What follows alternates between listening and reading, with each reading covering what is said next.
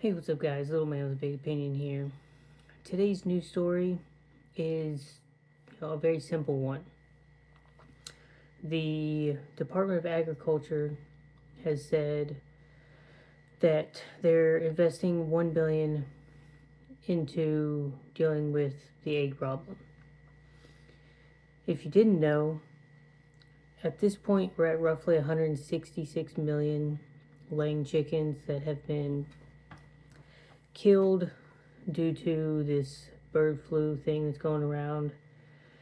And in about 2 weeks, we are building our own chicken coop, and we'll have chickens by about August time that are laying our own eggs.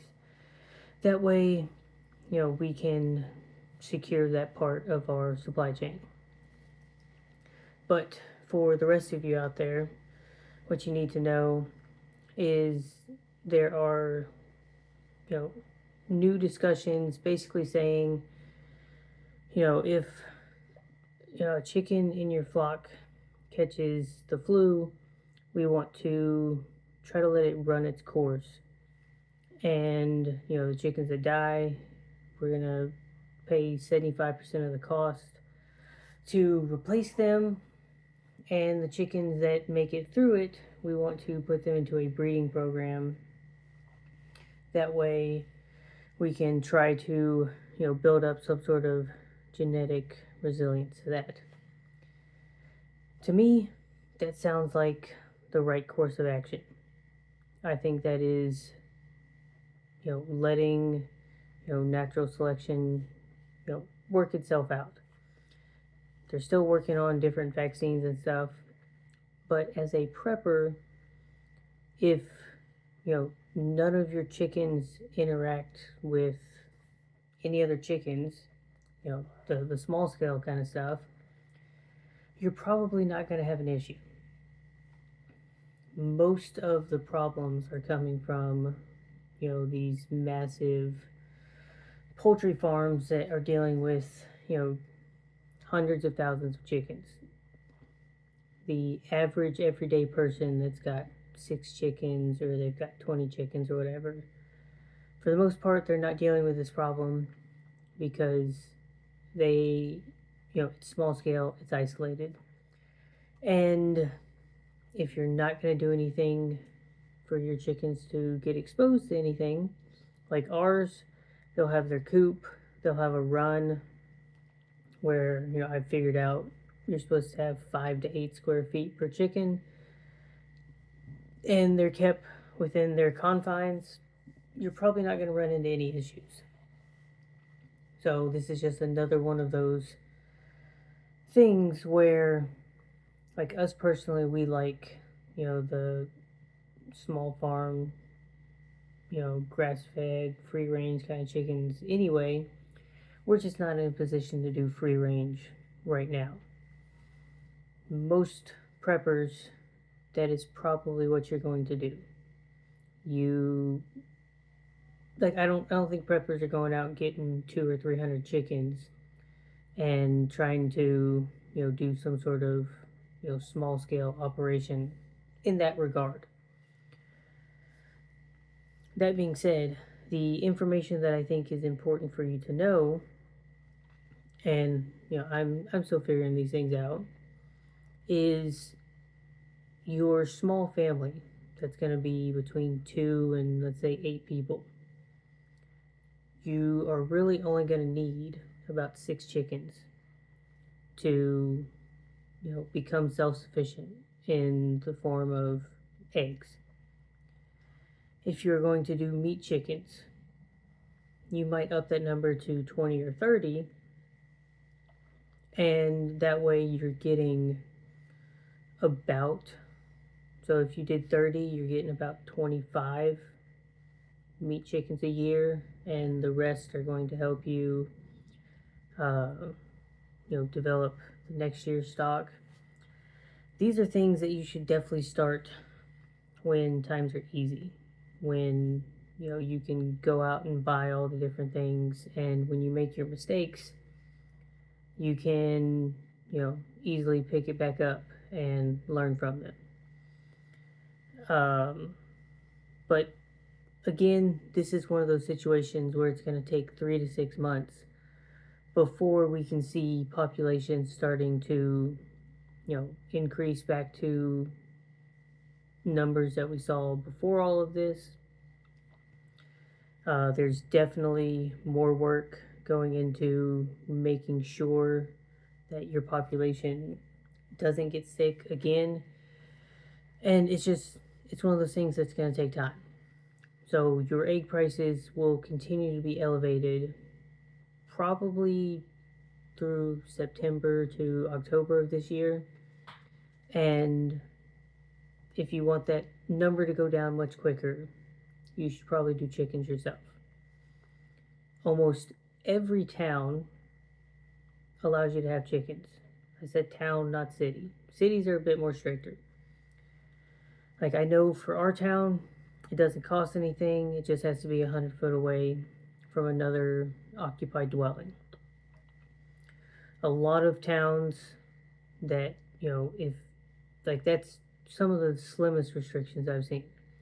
Others have like a yearly fee of like $10 or a one-time fee of like 20 or 30. And it's mostly, hey, here's a piece of paper that says you're going to have chickens. And I think it's adding a little bit too much to the government, but they're getting a little bit of money out of it. And, I guess I'd rather keep some of that money local. And that's the entire story. Our egg laying chickens are about half of what they were 2.5 years ago. It's not going to fix itself overnight, but a process is in place to get it solved. This is why prepping is as important as it is. Maybe if I was doing more paying attention to the news, I could have had this already done and in place, and I wouldn't care that eggs are, they went from, $4.50 to $6 to $7 to $10. In our area, they're still around the $5 to $6 mark, but other areas are in the $9 to $10 mark. The quick fix was, your strengths for prepping are going to be at the community level. I was able to very quickly negotiate getting a dozen eggs each week, and it's not going to cost me more than $2 or $3 worth of either time or something that's being bartered to get that, which I think is a complete steal because that's about half the price they were before the egg prices basically doubled in a couple of weeks. And it's roughly 75% of what the current prices are now. So, short term, if you know someone that has chickens, you can probably get your eggs for a cheaper price than what you see in the stores. A medium term solution is developing some sort of, trade agreement with those local people, and you can probably get them for $1 to $2 less than the average in your area. And the long-term sustainment solution is like if you are buying, the wood to build a chicken coop, or you're buying a pre-built chicken coop, that's going to range 500 to a couple of thousand. And then, the chickens themselves are going to be relatively cheap, especially if you get them as chicks. And then it turns into your daily time input for 6 days out of the week should be less than 20 minutes. You feed them, you water them. If it's excessively dirty, you go ahead and clean it up. And then once a week, you do a full, nice, thorough clean that should, if you're doing a small operation for just your family, maybe 15 minutes of your time. So, and that's, the manual labor side of things.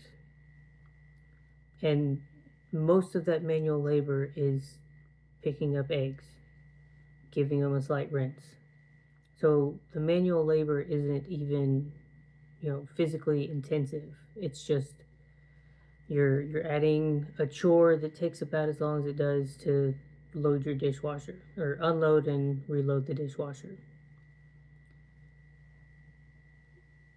Supply chain issues can happen with a number of things.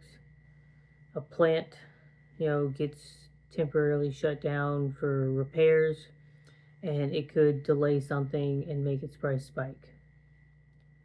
You need to figure out what you need to keep your family operating as close to normal as possible, and you either need to stock up the supplies to get through that lull period where you either don't have an item or its price spikes until things can go back to normal, or you need to find the way to produce that product yourself, or within a mag someone's producing it and you're trading, something to get it, and that's going to keep you as close to normal as possible. And you just kind of need to go down that list. You do it with water, food, break down the food to specific items, and as you increase more and more of those things, you'll keep yourself as close to normal as you can. That being said, let me know what you think in the comment section down below. Hit the subscribe button and share the channel with your friends and family. Catch you on the next one.